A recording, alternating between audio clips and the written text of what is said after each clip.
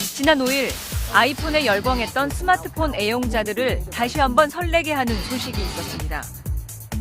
세계적 포털업체 구글이 구글폰으로 불리는 스마트폰 넥서스 1을 출시한 겁니다.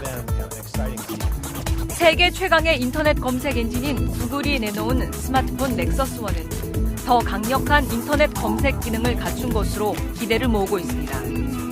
그 PC에서 인터넷을 이제 경험하는 것처럼 저희가 그 모바일에서도 그 인터넷 경험을 최적화하는 데다 신경을 많이 썼고, 특히 저희 구글 서비스과는 이제 연동이 너무 잘 됩니다. 2580은 국내에는 아직 선보이지 않은 이 넥서스 1을 입수해 어떤 기능들이 있는지 살펴봤습니다. Hello, how are you today? Period. Let's meet for lunch. Period. 넥서스 1으로 이메일을 보낼 때는 긴 문장을 굳이 손으로 타이핑할 필요가 없습니다. 목소리를 인식해 문장을 작성하는 프로그램이 기본 기능으로 들어가 있습니다. Google Korea. 물론 목소리로 인터넷 검색을 하는 것도 가능합니다. 그럼 이제 물건의 사진을 찍으면 관련 정보들을 검색해 줍니다. 이미지 정보를 비롯해 구글이 보유하고 있는 막강한 검색 데이터를 활용한 기능입니다. 누구의 앨범이다가 나오네요, 그렇죠? 하드웨어 사양에서 아이폰의 최신 기종보다 앞선다는 평입니다. 3.7인치 아몰레드 화면을 적용해 아이폰보다 좀 더 크고 보기에 편합니다. 프로세서 처리 속도가 1GHz로 아이폰보다 앞서고 배터리를 뺐다 꼈다 할 수 있다는 점도 아이폰과 구별됩니다. 그러나 기능의 다양성을 좌우하는 응용 프로그램이 아이폰보다 훨씬 적다는 게 최대 단점입니다.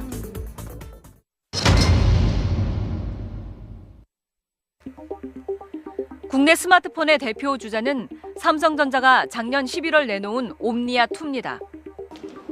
국내에선 2달도 안 돼 30만 대 이상이 팔려 같은 기간 아이폰 판매 대수와 비슷한 실적을 올렸습니다. 아이폰은 애플사가 운영하는 앱스토어라는 사이트에서만 응용 프로그램을 다운받을 수 있는데 반해 옴니아2는 인터넷 검색을 통해 어디서나 응용 프로그램을 찾을 수 있고 자신이 직접 프로그램을 만들어 사용할 수도 있습니다. 열차 시간 검색 프로그램 이런 거 같은 경우에 지금 이제 그 카페 회원들이 자기가 만든 거예요. 또 아이폰은 문서나 사진 파일을 저장할 수 없지만 옴니아2는 보통 컴퓨터처럼 자유롭게 파일을 저장하고 옮길 수 있다는 점도 강점입니다. 하지만 구동 속도가 상대적으로 느리고 작동법이 어려워 세계 시장에서는 고전을 면치 못하고 있습니다. 이처럼 서로 다른 기능과 장단점이 부각되면서 사용자들 간의 논쟁도 뜨겁습니다. 아이폰이 딱 나오면서 내가 원했던 거야. 바로. 그냥 일반 라이트 유저들이 아이폰을 많이 샀습니다. 그 이유가. 쉽대. 다들 좋대. 아이폰 같은 경우에는 제한된 기능 이내에는 굉장히 편해요. 근데 어떤 특정한 기능에 가면 되질 않아요.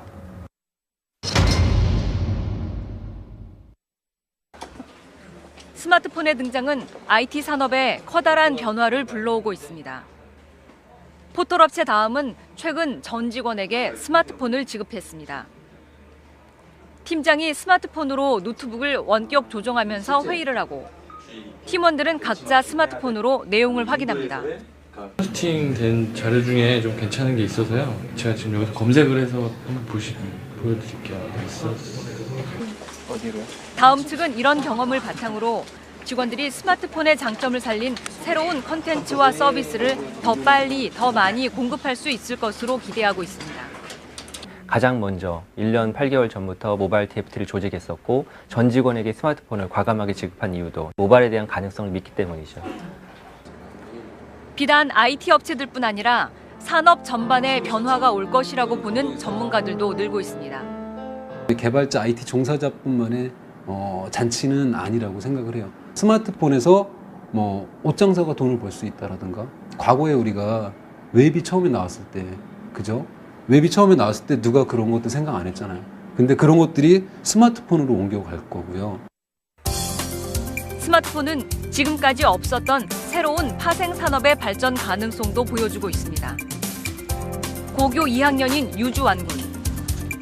스마트폰에 적합한 응용 프로그램을 개발해 유명 인사가 됐습니다. 가장 가까운 버스 정류소는 어딘지, 원하는 버스가 몇 분 뒤에 도착하는지 확인할 수 있는 프로그램을 개발해 다운로드 횟수가 20만 건을 기록했습니다. 예, 뭐 6분이니까 뭐 6분 후에 362번. 버스를 타고 이동하는 중에도 자기 위치가 계속 지도상에 나타나기 때문에 도착 정류장의 이름을 몰라도 정확한 곳에 내릴 수 있습니다.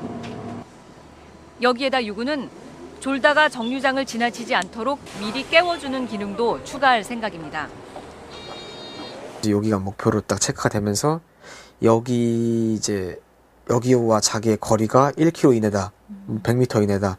그러면 이제 알람이 울리는 거죠. 그래서 18살 고교생이 스마트폰 사용자들이 원하는 프로그램을 공급하고 돈을 버는 사업가가 된 겁니다. 홍보도 좀 힘들고, 그리고 또 판매를 하려면 또 뭐 사업자 등록에 뭐 복잡한 과정이 있는데 이제 요거는 그런 과정이 없어요.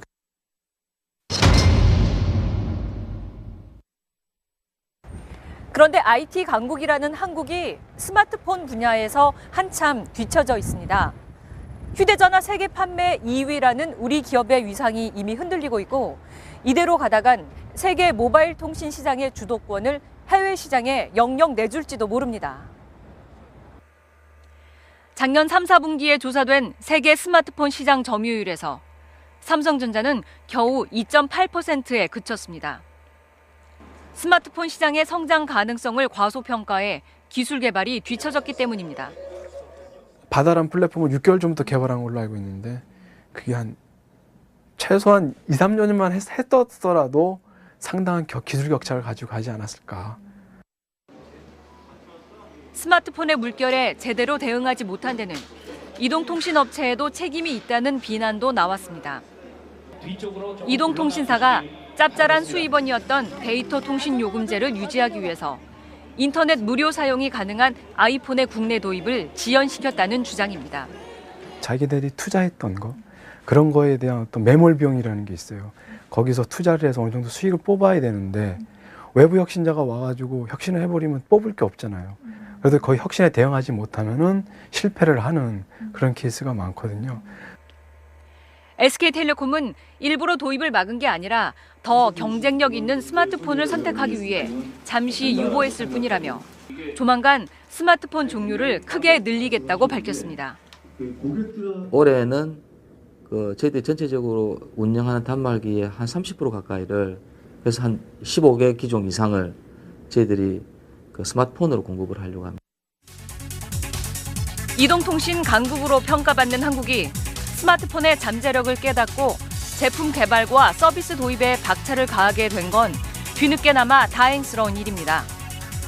그러나 소프트웨어 개발에 강점을 가진 해외 경쟁 기업들은 이미 저만치 앞서가고 있다는 점도 외면할 수 없는 현실입니다.